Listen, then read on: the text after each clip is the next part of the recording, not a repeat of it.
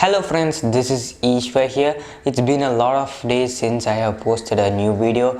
I know I will say the same reasons again, so let me just skip that reason and let's just jump into this amazing video in which I'm just showcasing this Galaxy Note 9 which I got. So that's really amazing. This is my first flagship phone which I am getting, and I just got it day before yesterday, and it just feels awesome to use this kind of phone, you know, from using a Xiaomi phone before. And Xiaomi phones are always awesome and they provide good performance for the budget, but using a Samsung phone makes a difference, and you can feel it when you use a Samsung phone. And especially this Galaxy Note 9 or the Samsung Galaxy S9 or those flagship series makes a huge difference from its competitors. Mainly this Galaxy Note 9 has this S Pen which separates it totally from the market, and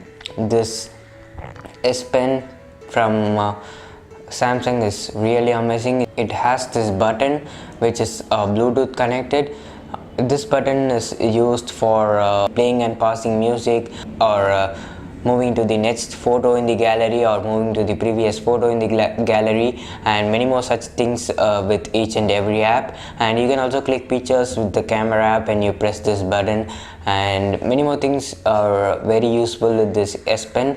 It has just got improved, and I usually love this kind of phone where it is something different, right? The usual regular phone with the same phone contacts, messages and everything else is present in each and every phone, but this stylus is very different from any phone. You can just slide it out and jot down notes with this one. That's really amazing, right? You can write a live message, or you can screen write, which is like this one. Hello there. When I first saw this Galaxy Note series, I just saw the Galaxy Note 5 or something like that, and I was really amazed with this S Pen, and I thought I would one day get my hands on a Galaxy Note series phone. And day before yesterday was the day when I got this phone, and I was really very happy. I know this is not going to be a review of this phone or anything like that, because there are already so many reviews, because this phone is already released about a few months back. So this is not a review, just my experience with this phone for the 2 days, and I just wanted to share this with all of you. First of all, I have just switched from a Xiaomi phone, and it is the Note 4. Not the Galaxy Note 4, but the Redmi Note 4. Let me show you the Redmi Note 4. So as you can see, this is the difference.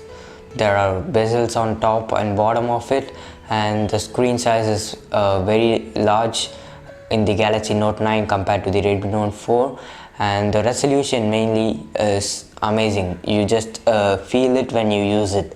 And another thing which I felt very good is, before that, Galaxy Note 9 has a Quad HD display, and it has a pixel density of 516, so that's very good. And another major change which I found is the sound quality. You know, the speakers sound from this one, which is at the bottom, and also from the top speaker. So the sound is very great, and they also include a Dolby Atmos feature inbuilt in this phone, which is like really amazing. If you turn it on and watch some videos or play some music, it is totally different compared to the Redmi Note 4 or any other phone out there in the market. So that's a different experience. And then comes the S Pen. As usual, there is no competitor for it in the market yet. There's no one who has come up with that one in their phones, so that's really great. And then the cameras are extraordinary. There is nothing else. If you just compare this, let me show you. Here's it. There are a lot of modes ranging from this one. They have just given a separate option for food, I don't know why, but they have given it for the improvement of the vibrance and color saturation. And they have also given a panorama mode, the pro mode, which you can use to control the features manually. For example, you can switch the f-stop aperture, and you can switch the ISO, shutter speed, white balance and whatnot. You can change everything out there.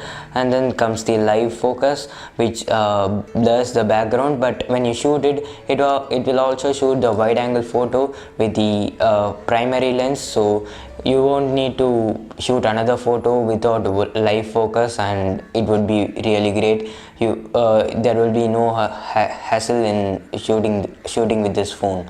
So next comes the auto mode, the regular camera mode, and super slow-mo. I was really excited to test this out when I got my phone. I just tried to shoot some super slow-mo video, but I shooted one at 6 a.m.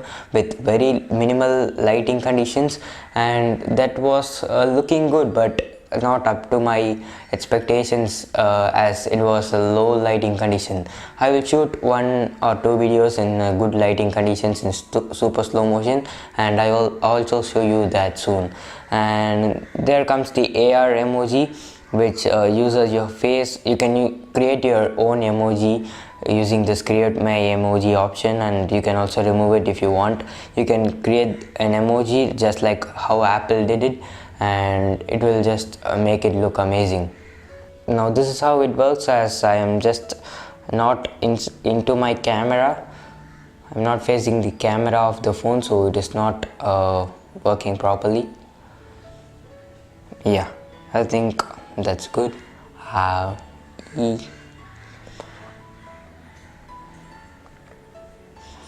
You also get hyperlapse feature, which is basically time lapse, and then the normal slow motion mode, which is not the same as super slow motion, but it will give a kind of slow motion which is present in almost all the phones. So coming back, this is the camera app, and if you get into front facing, you also get the selfie focus, selfie, normal selfie, AR emoji, which I showed you now, and the wide angle selfie, which will basically take a panorama shot of your front camera, and it will merge it all to make a wide selfie. There's another option with this phone, which is like the Pixel smartphone feature, and you can just swipe through this fingerprint sensor to open the notification panel and close it. That's really amazing. Actually, out of the box, I just got Android Oreo, and I just tried to install One UI, which is on top of Android Pie, but I couldn't get it yet. As you can see, there is a software update. I just updated it once I got the phone, and then another update came, so I am yet to update the phone. It is on top of Android Oreo 8.1.0. Now, one thing which I noticed very easily is that the fingerprint sensor is not as fast as it could be. Now let me just compare it with the Redmi Note 4. I just felt it immediately that the fingerprint sensor is not as fast as I expected it to be. Now let me keep my hands on it.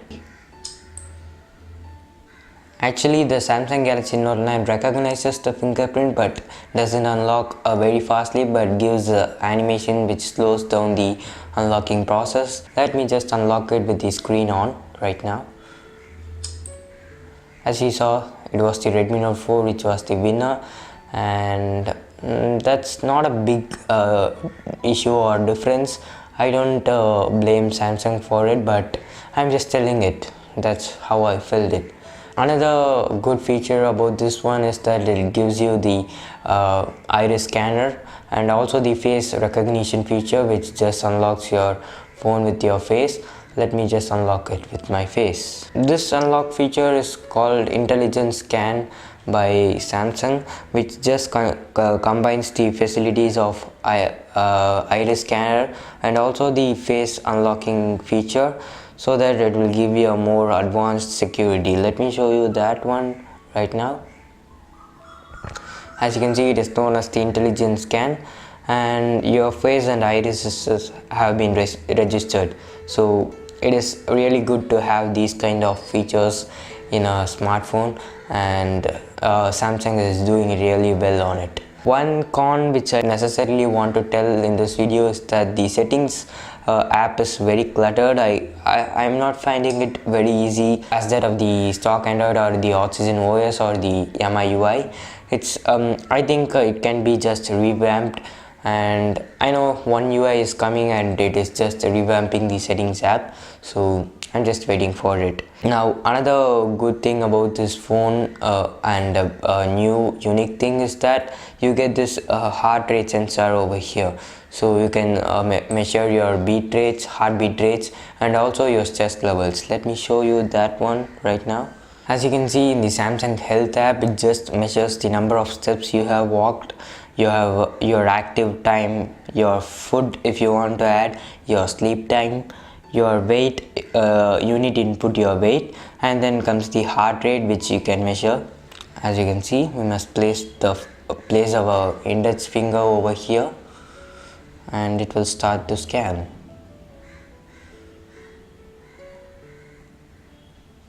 As you can see, it is kind of average BPM right now, 68. 61 to 76 is the average resting range, and 68 is my BPM, so that's good. I'm just doing some work, general work, so I'm just saving it if I want, and then I can also measure the stress levels.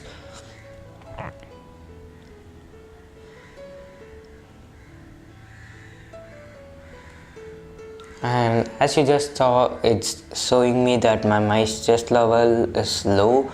That's a good thing. And select current status, neutral, happy, sad, or whatever, and then you can just save it right over here. It's a nice upgrade from my Redmi Note 4 to this Samsung Galaxy Note 9. Be it the display, the cameras, the heart rate sensor which is over here.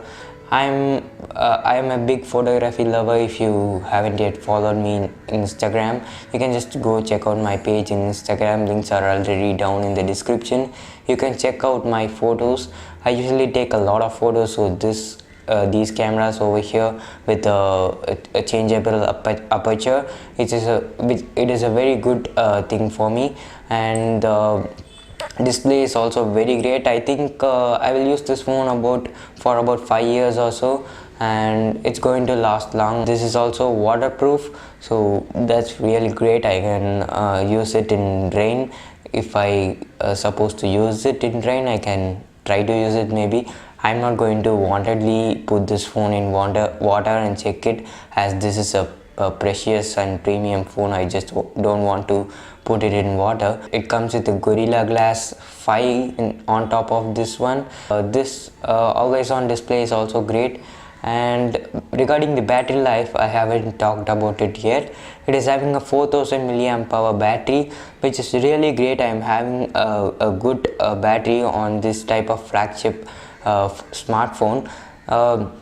It is giving me a good 1 day battery life. Let me show you the screen on time on this phone. So as you just saw, it is not on any power saving mode. Let me tap on battery usage, and as you can see, it has started from 100% and it is now about 50%, and the usage is about 2 hours and 36 minutes.